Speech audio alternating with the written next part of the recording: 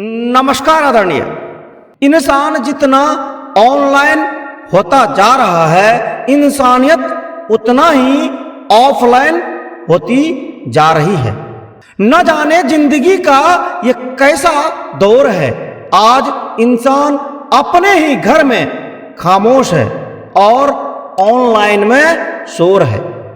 वर्तमान में हमारे घरों या परिवार पे टीवी और मोबाइल का कब्जा हो गया है। हम अपने ही घर में पराये हो गए हैं।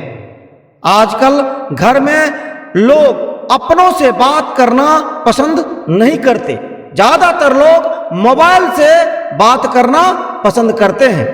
संस्कार, मर्यादा, सम्मान, समर्पण, आदर, अनुशासन किसी भी सुखी, संपन्न एवं खुशहाल परिवार के गुण होते हैं। लेकिन वर्तमान के समय में कितने ऐसे परिवार हैं जिसमें ये मौजूद है।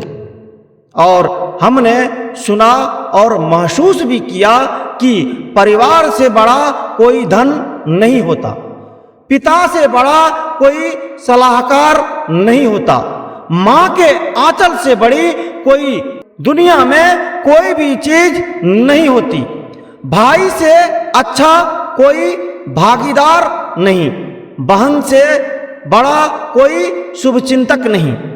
इसलिए परिवार के बिना जीवन की कल्पना करना ही असंभव है। लेकिन वर्तमान में मानवीय संवेदना इस हद तक गिर चुका है कि लोग अपने ही घर में पराये हो गए हैं। परिवर्तन प्रकृति का नियम है। समाज और लोगों में परिवर्तन होना प्रगति या विकास का सूचक माना जाता है। हम मानते हैं प्रगतिशील राष्ट्र के रूप में हमने बहुत तरक्की कर ली और यह सुखद सोच है कि बदलाव ने आम आदमी के जिंदगी को बहुत आसान बना दिया है। इसमें कोई दो राय नहीं कि वर्तमान का टेक्नोलॉजी के युग ने दुनिया से जुड़ने के लिए हमें सुविधा प्राप्त किया और हम एक विकासशील राष्ट्र के पथ पे अग्रसर हैं। लेकिन यह भी सच है कि हमारे जिंदगी में इस विकास ने घमासान मचा रखा है। आप अनुभव करेंगे तो पाएंगे, दुनिया से तो शायद बहुत कम लोग जुड़ पाए, लेकिन अपनों से टूटने की तादाद बहुत ज्यादा मिलेगी। और अब तो लोग अंदर से टूटने लग गए हैं। क्योंकि जब हमारा सोच ही संकीर्ण हो तो फिर इसका असर उपयोग पे पड़ता है। उदाहरण के तौर पे एक व्यक्ति हथियार का इस्तेमाल कर निर्दोषों का जान लेकर आतंकवादी बन जाता है। वही सेना या पुलिस इसी हथियार का इस्तेमाल कर सुरक्षा प्रदान करता है। यहाँ फर्क शिक्षा और सोच का होता है। और यही कारण है कि आज ज्यादातर लोग टेक्नोलॉजी का इस्तेमाल कर फायदा कम, अपना नुकसान ज्यादा कर रहा है। परिणाम आपके सामने है। आज गेम देखने के चक्कर में छोटे छोटे बच्चे को मोटे मोटे ग्लास वाले चश्मा लगना प्रारंभ हो गया है। वो मोटापा का शिकार हो रहा है। चकाचौंध की दुनिया को देखकर महिलाओं में असंतोष का भावना पैदा हो रहा है, जिस कारण वो डिप्रेशन का शिकार हो रही है। बच्चे को माता पिता के बात पे भरोसा नहीं रहा, उसे मोबाइल पे भरोसा है। और युवक युवतियां को अपने आप पर से भरोसा उठ गया। उन्हें सोशल मीडिया पे लोग कितने लाइक और कमेंट करते हैं, उससे वे अपने पर्सनालिटी का मूल्यांकन करता है। और ये लोग घर में अपने माता पिता को पिछड़ा या पुराने सोच का मानने लग गए हैं। अब हालात इस कदर हो गई है, प्यार गया, पैसा गया और गया व्यवहार। अपनों से मतलब नहीं रहा। सोशल मीडिया का हो गया हमारे घर पे अधिकार। विकास तो खजूर का पेड़ भी बहुत करता है, लेकिन वो अपने जड़ को भी छाया देने में असमर्थ होता है। और यही आज हो रहा है।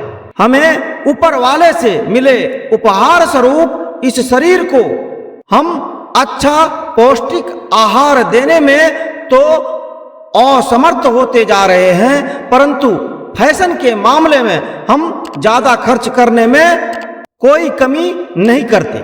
जिन्होंने हमें बचपन से पाल पोस कर बड़ा किया, उन्हें गंवार या मूर्ख मानते हैं और सोशल मीडिया पे लाइट कैमरा के आगे अर्ध सत्य बताने वाले को महान मानते हैं।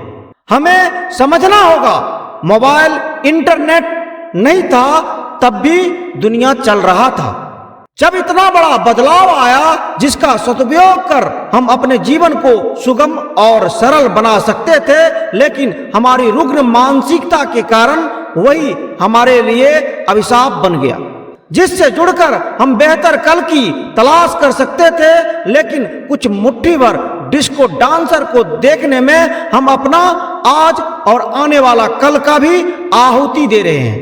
जरूरत है आत्म मंथन की, क्योंकि आज हम जिस समाज की संरचना के ओर अग्रसर हो रहे हैं, अगर इस पे सामूहिक जागरूकता नहीं फैलाया गया तो वो दिन दूर नहीं जब वर्तमान पीढ़ी को अपने बुढ़ापे में आत्महत्या करना पड़े, क्योंकि वर्तमान में जो हम बो रहे हैं वही काटेंगे, क्योंकि ये परिवर्तन अब रुकने वाला नहीं है।